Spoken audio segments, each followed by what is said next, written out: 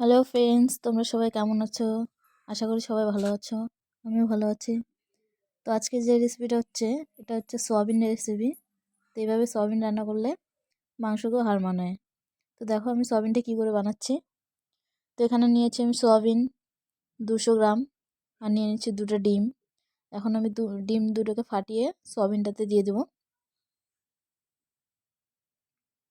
দুটো ডিমই আমি ফাটিয়ে দিচ্ছি এখানে।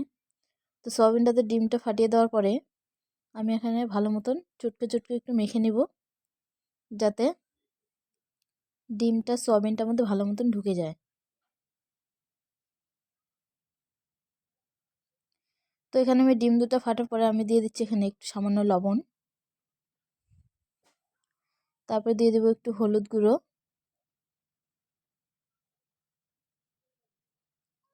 এখানে দিয়ে দিচ্ছি একটু হলুদ গুঁড়ো।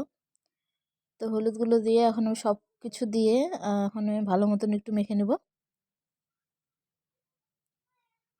আপনারা কিন্তু একটু ভালো করে মাখবেন, যাতে ডিমটা সয়াবিনটার ভিতরে ঢুকে যায়, তাহলে খেতে স্বাদটা অন্যরকম হবে।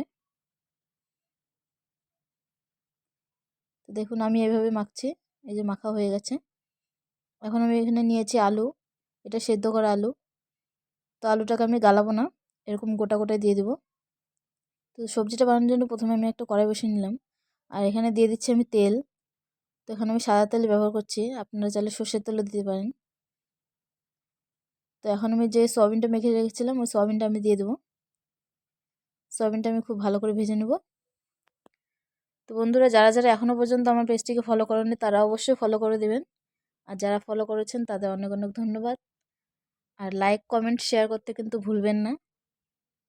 তো দেখুন আমার সয়াবিনটা মোটামুটি ভাজা হয়ে এসছে, এখন আমি নামিয়ে নিচ্ছি।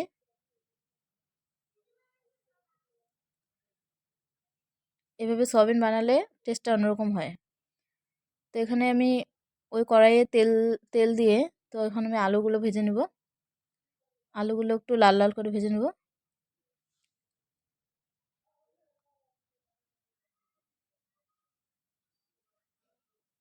তো আলুটার মধ্যে আমি একটু দিয়ে দিচ্ছি হলুদ গুঁড়ো।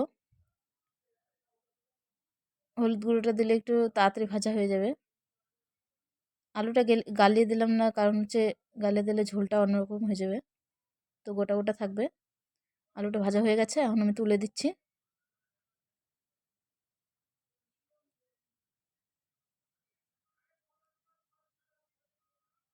তো এখানে আলু ভাজার পরে এখন আমি ওই তেলে আবার দিয়ে দিচ্ছি ফোড়ন। তো ফোড়নে দিয়ে দিচ্ছি আমি কয়েকটা শুকনো লঙ্কা, আর এখানে আমি নিয়েছি গোটা জিরে আর গোটা গরম মশলা। তো আমি সব কিছু একবারে দিয়ে দিচ্ছি, দিয়ে একটু নেড়ে চেড়ে একটু ভালো মতন করে নেড়ে তারপর দিয়ে দিচ্ছি এখানে টমেটো। টমেটোটাকে আমি এরকম 4 ফাল্টি করে নিয়েছি। আপনারা চাইলে টমেটো পেস্টও দিতে পারবেন, টমেটো পেস্ট দিলেও ভালো লাগবে। তো টমেটোটাকে আমি মোটামুটি একটু ভেজে নিয়ে এখানে দিয়ে দিচ্ছি পেঁয়াজের পেস্ট 1 চা চামচ, 2 চামচ। তারপর দিয়ে দিচ্ছি আমি এখানে আদা রসুন পেস্ট, আর দিয়ে দিচ্ছি লঙ্কা পেস্ট। ঝালটা আমি অল্প করে দিচ্ছি, আপনারা চাইলে একটু বেশি করে দিতে পারবেন, যে যেরকম ঝাল খান সে সেভাবে দিবেন। তো মশলাটা একটু তেল বের হওয়া পর্যন্ত আমি একটু এরকম করে নেড়ে নেব।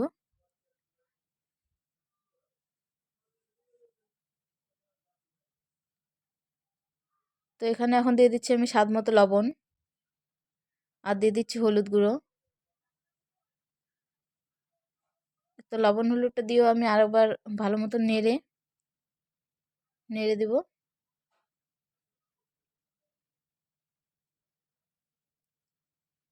তো এখানে মশলার থেকে তেল বের হয়ে গেছে, মোটামুটি মশলাটা ভাজা হয়ে গেছে।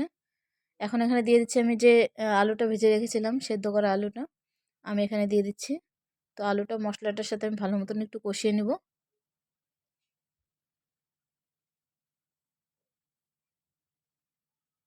তো মশলাটা আমার কষানো হয়ে গেছে, এখন আমি দিয়ে দিচ্ছি জল।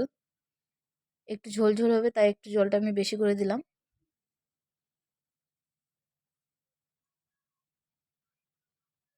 তো এখানে ঝোলটা যাতে ফুটে যায় তাড়াতাড়ি, তো তার জন্য আমি একটা থালা দিয়ে ঢেকে দিলাম।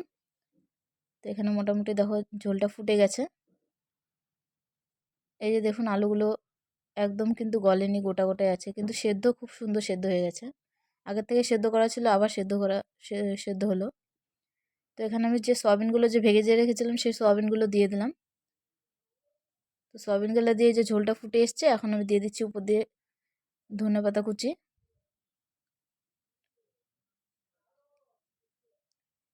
তো মোটামুটি আমার রান্না হয়ে গেছে হওয়ার দিকে। তো আমি এখন নামিয়ে নিচ্ছি। তো বন্ধুরা এই দেখুন সয়াবিনের রেসিপি। তো সবসময় তো একই রকম রান্না ভালো লাগে না, একটু অন্য অন্য করলে পরেও বেশি ভালো লাগে। তো এভাবে বানিয়ে দেখবেন অবশ্যই।